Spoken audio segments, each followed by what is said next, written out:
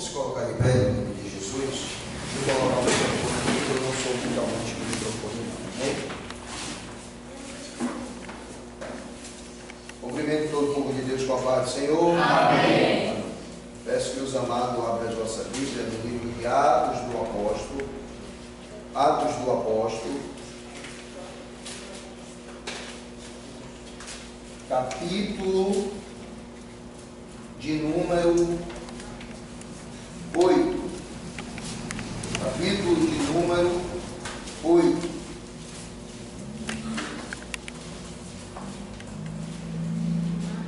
E o versículo de número 3. Quando todos estiverem situados, diga amém. Amém. Todo mundo está com Bíblia? Está faltando nosso irmão. Uma Bíblia para ele, não? Nosso irmão aqui. Dois. Aí ele segura para que vocês possam ler. Lê a ele. É com o braço doente. Todos encontraram? Amém. Amém? Amém. Vai dizer assim a palavra do Senhor. E Saulo assolava a igreja, entrando pelas casas e arrastando homens e mulheres, os encarcerava na prisão. Amém? Podem sentar.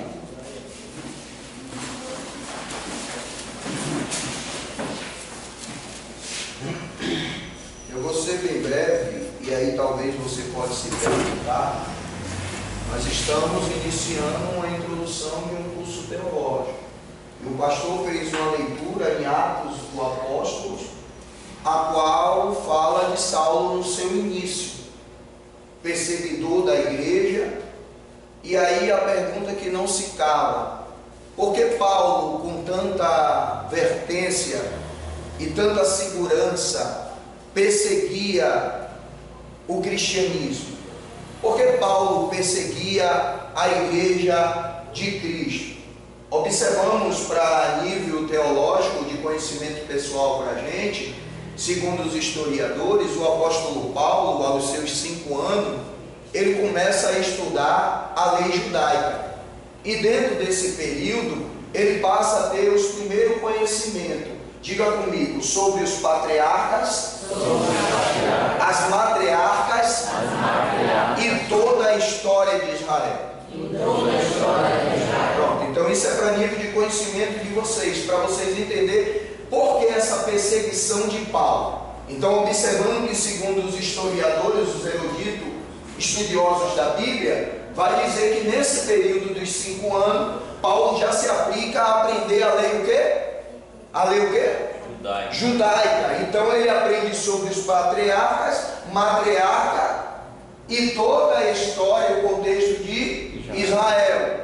Aos 10 anos, Paulo começa a ter o contato com a lei oral e se inscreve na escola farisaica. Então passa ele sendo fariseu, e a gente entende isso, que em algumas das suas epístolas ou cartas paulinas, nós vamos ver ele falando sobre isso, que ele era o quê? Fariseu. Hoje nós tomamos como ofensa quando alguém diz assim para a gente: tu é fariseu. Nós não tomamos como ofensa? Só que Paulo era um fariseu zeloso, que quer dizer fariseu estudiosos, homem que estudavam, que aplicava o seu tempo. Então o aprendizado, a palavra de Deus, ela demanda o quê? Demanda tempo, demanda dedicação. Quantas das vezes a gente para na frente de uma televisão e já viu um filme que nós já vimos 3 anos atrás? Quem aqui entre vós não já assistiu Lagoa Azul?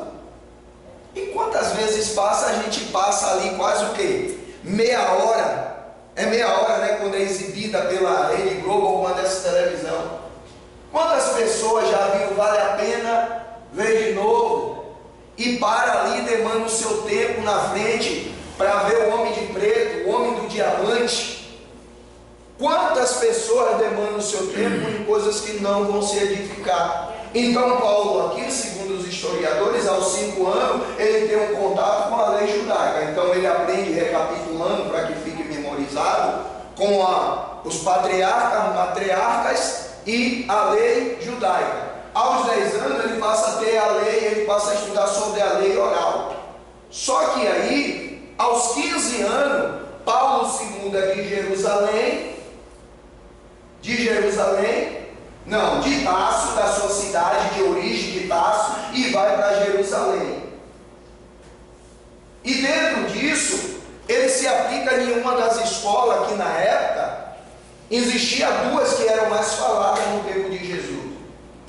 Shammai, que era um professor, um homem que aplicava os seus ensinamentos mais bruto, grosso, ignorante, mas muito zeloso, e a escola de Gamaliel, que era um homem sábio e manso, que tinha por avô Hilel, que era muito conhecido. Então ele vai estudar em uma escola de pessoas que tinham um vasto conhecimento. Alguém já ouviu falar na PUC, faculdade da PUC? Já? Pronto. Quem consegue passar na PUC é que nem você passar na faculdade federal. Você conseguir uma bolsa integral. Mostra que você é estudioso e que você conseguiu uma bolsa integral. Então Paulo passa ali, literalmente, a estudar aos pés de Gamaliel. E dentro desse estudo, ele começa a aprender diversas coisas, as leis morais. Ele começa também a entender sobre tipologia, porque você vai ver que ele vai falar que Adão é um tipo de Cristo, só que transformado, modificado. Então assim, para encaixar na cabeça de Paulo, era muito difícil, escuta isso aqui, aceitação.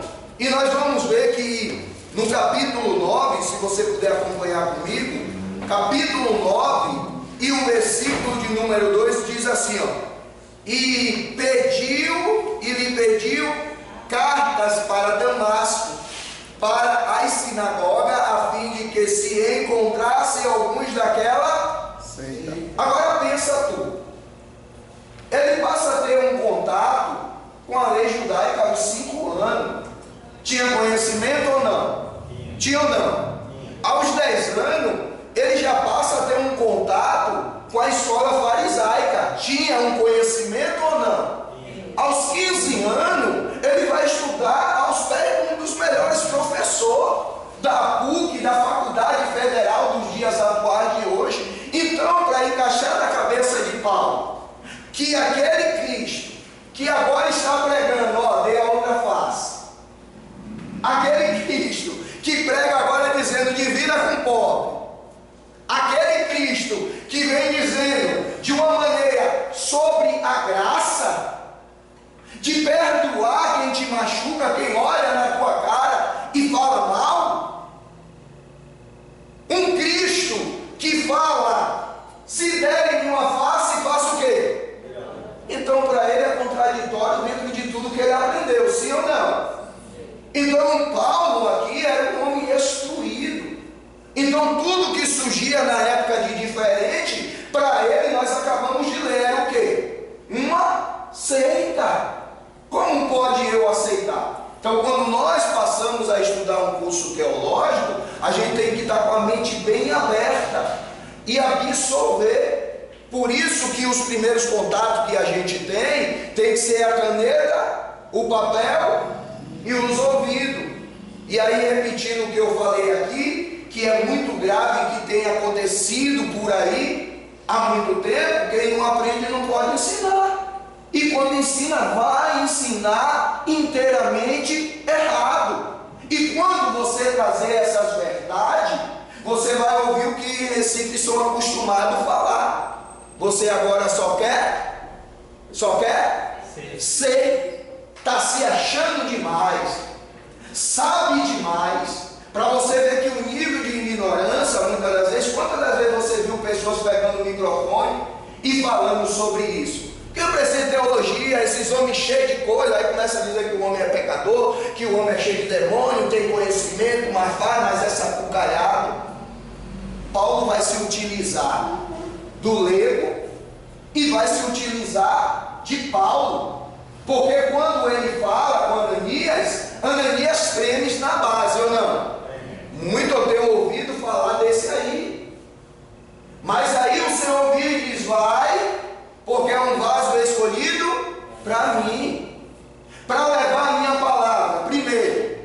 diante do gentio. É qualquer um que consegue pregar para o gentio? Não.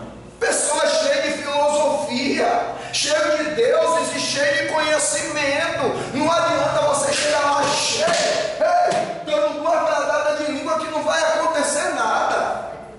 Depois ele diz, para levar entre o gentio, os reis, é todo mundo que tem capacidade de pregar com o presidente? É? Nada, pastor. A gente fala lá que Jesus salva e liberta e tá bom. Ei, você está muito equivocado com o ensinamento bíblico. Não é assim que funciona.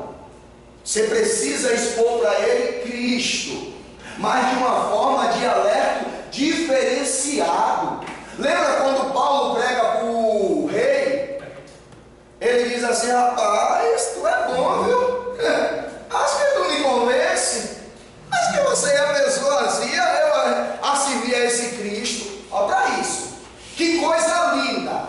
Então, Jesus fala para ele, Paulo teve um grande privilégio. E uma das verdades teológicas, que é caminho de Damasco, de Jerusalém, para você ver como é que ele estava obstinado a acabar com essa seita.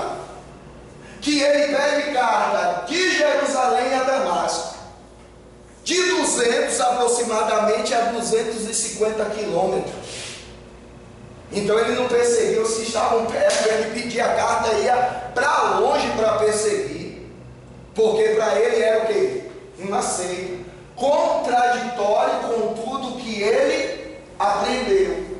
Então o aprendizado não é para você se encher, não é para você chegar ali em cima, procurar falar palavras difíceis em todos os lugares, porque você pode pregar em uma igreja do interior, você pode pregar em uma igreja dentro de uma comunidade pequena, que as pessoas são inteiramente leigas, e Deus pode te honrar também de você pregar em uma festividade de uma grande igreja para um monte de doutores bacharelados ali atrás de você. E a palavra tem que ser pão quentinho do céu. Tem que ter conhecimento. É unção, poder e conhecimento. Não existe poder sem conhecimento e não existe conhecimento sem poder. Tem que ser na mesma medida, 50% de cada um. Aí Paulo escreve para o seu filho na fé, Timóteo, para nós encerrar e finalizar e eu passar para o nosso pastor, capítulo de número 2 e o versículo 15. Apresentai-vos a Deus. Olha o conhecimento do homem, olha a instrução do homem para o seu filho na fé. Apresentai-vos a Deus como obreiro aprovado, que não tenha do que se envergonhar e que maneje bem a palavra da... Essa é a palavra da verdade que Paulo está falando para Timóteo, seu filho na fé. Não tenha vergonha, agora maneje bem, para quando vier as dúvidas, quando vier os ataques, você tenha a resposta. Porque agora não vivo mais eu, mas Cristo vive. E se Cristo vive em mim, eu sou a mente de Cristo, eu tenho que ter mente aberta, eu tenho que focar nas suas escrituras. Então isso aqui não é fanatismo, isso aqui demanda tempo, crescer na graça e no conhecimento. Amém? Espero que vocês tenham absorvido essa pequena mensagem. Passa a direção para o nosso pastor.